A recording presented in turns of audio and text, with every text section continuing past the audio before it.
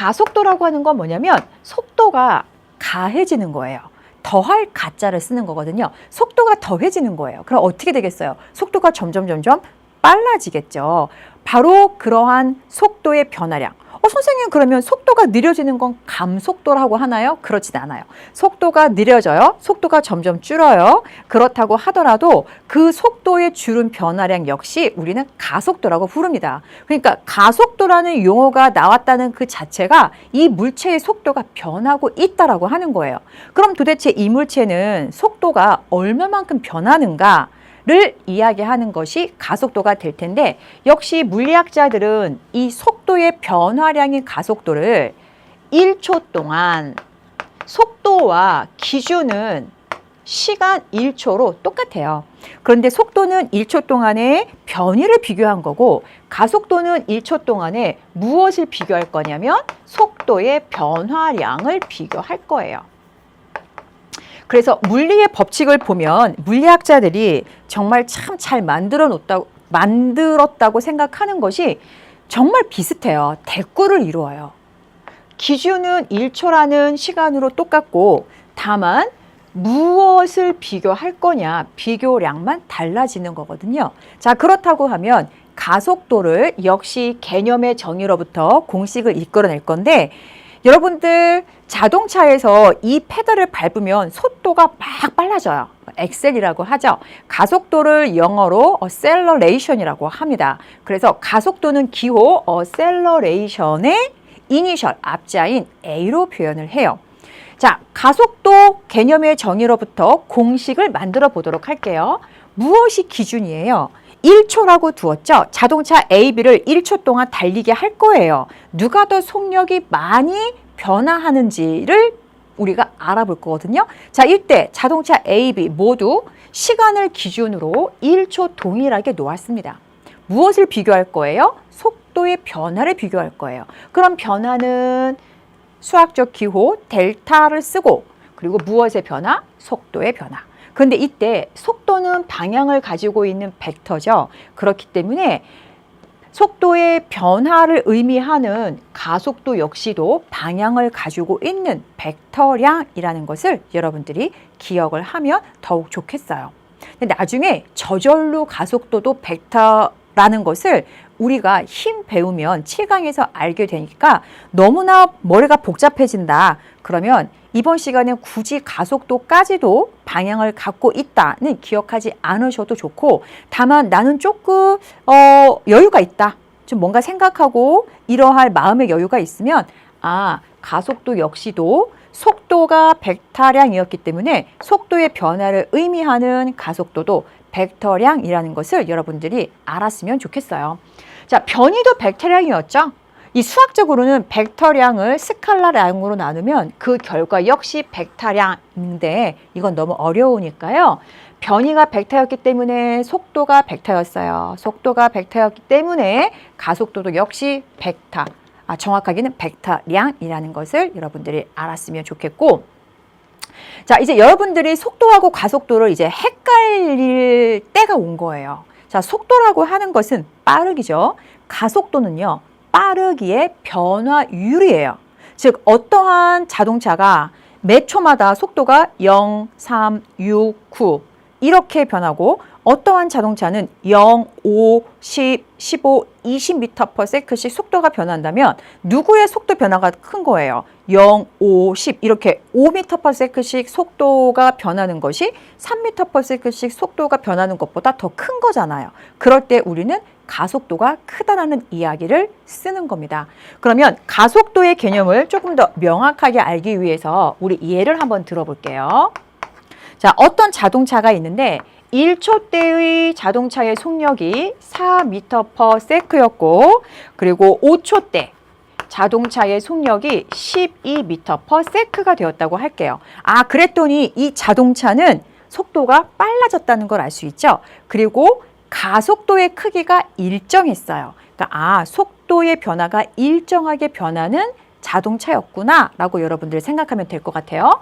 자, 그럼 이때 이 자동차의 가속도의 크기를 구하시오. 자, 그러면 가속도는 뭐라고요? 1초 동안의 속도의 변화량이니까 그대로 식에 넣으시면 돼요. 1초에서 5초까지 얼마? 4초만큼 변했죠. 속도는 얼마 변했어요? 4에서부터 12까지 8m/s가 변했어요. 자, 요거 숫자끼리 계산하면 얼마예요? 2예요. 단위끼리 계산하는 거 잘 보세요, 여러분. 단위는요, 미터 퍼 세크 나누기 세크거든요. 근데 요거 미터 퍼 세크는 세크분의 미터잖아요. 쫙 하고 밑에 세크는 1분의 세크라고 쓸 수 있어요. 그러면 요거 겹분수라고 한다면서요, 수학에서. 숫자 2는 그대로 내려오고 안에 있는 것끼리 곱해서 분모에, 바깥에 있는 것끼리 곱해서 분자에. 근데 이렇게 단위를 쓰면 좀 멋이 없어 보이니까 얘를 미터 퍼 세크 제곱으로 표현합니다. 그러니까 뭐예요? 가속도의 단위가 무엇이라는 것을 알 수 있어요? 미터 퍼 세크 제곱이라는 것을 알 수 있어요. 그래서 우리 다시 가속도의 정의로부터 이끌어진 이 가속도 공식에 가속도의 단위는 어떻게 쓸 수 있다? 미터 퍼 세크 제곱으로 쓸 수 있다라는 거예요. 그런데 우리 속도의 단위는 어떻게 나왔었죠? 변위를 시간으로 나누면 되니까 속도의 단위는 미터 퍼 세크였어요. 그러면 예를 들어서 속도 2m per 세크. 지금 방금 우리가 예로부터 구한 가속도가 2m per 세크 제곱. 자, 이러한 속도와 가속도의 의미를 한번 파악해 볼게요. 자, 모든 단위는 분모에 뭐가 생략되어 있다? 1이 생략되어 있다. 그래서 속도 2m per sec는 무슨 뜻이에요? 1초에 위치가 2m씩 변화한다는 뜻이잖아요. 자, 그러면 가속도가 2m per sec 제곱이라는 것은 무슨 뜻이냐? 얘는 풀었으면 2m per sec거든요. 이렇게 풀었으면 어떻게 돼요? 분모에는 1 생략되어 있으니까 얘는 1초에 속도가 2m per sec씩 변화한다는 것을 알 수 있어요. 증가할 수도 있고 감소할 수도 있어요. 즉 빨라질 수도 있고 느려질 수도 있죠. 근데 이렇게 처음 속도보다는 나중 속도가 크다라는 얘기는 점점 속도가 빨라진다는 거니까 이 물체는 1초의 속도가 2m per sec씩 증가하는 물체의 운동이구나 라는 것을 파악할 수가 있어서 가속도의 단위가 분모가 세크 제곱, 이 세크 제곱 무엇을 의미하는 걸까? 이거에 의심을 갖지 마시고 미터 퍼 세크 제곱이 미터 퍼 세크 퍼 세크라는 것을 여러분들이 기억해 주시면 좋겠어요. 자, 그리고 여기에서 하나 더 설명할 것이 제가 있어요. 자, 이 가속도의 공식을 볼 때 시간의 변화 그리고 속도의 변화잖아요. 이 물리에서는 변화량을 딱 정의했어요. 어떻게 정의했느냐? 속도의 변화량은 항상 나중 속도, 나중을 프라임 붙인다고 그랬죠. 나중 속도에서 처음 속도를 뺀 것이 속도 변화량이에요.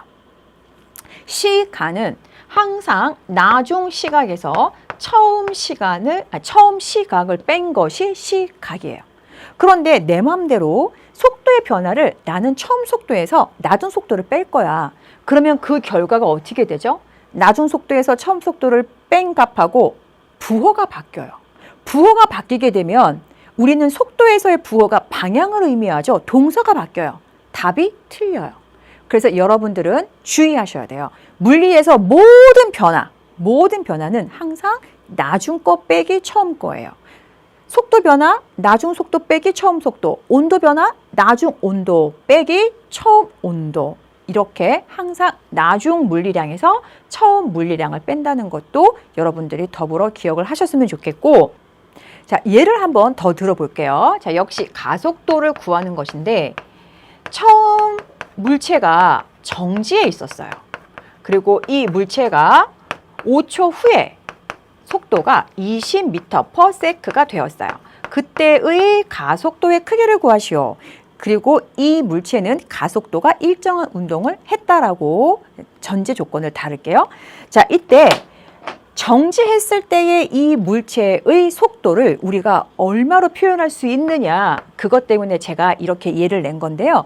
물체가 정지해 있을 때의 물체의 속도는 무조건 0이에요. 자, 왜냐하면 속도라고 하는 것은 델타 t분의 위치의 변화인데 시간이 아무리 흘러가더라도 정지라고 하는 것은 위치의 변화가 0인 거죠.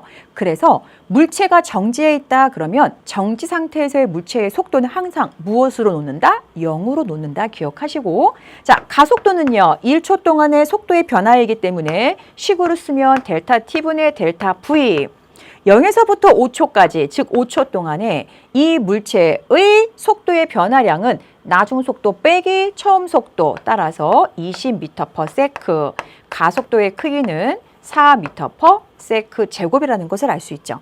무슨 뜻이에요? 가속도가 4m/s 제곱이라는 얘기는 1초 동안 이 물체는 속도가 꼬박꼬박 4m/s씩 증가했다는 거죠. 즉 0, 4, 8, 12, 16, 5초인 순간에 20. 이렇게 여러분들이 가속도의 개념의 정의 그리고 정의로부터 이끌어진 공식을 받아들이셨으면 좋겠습니다.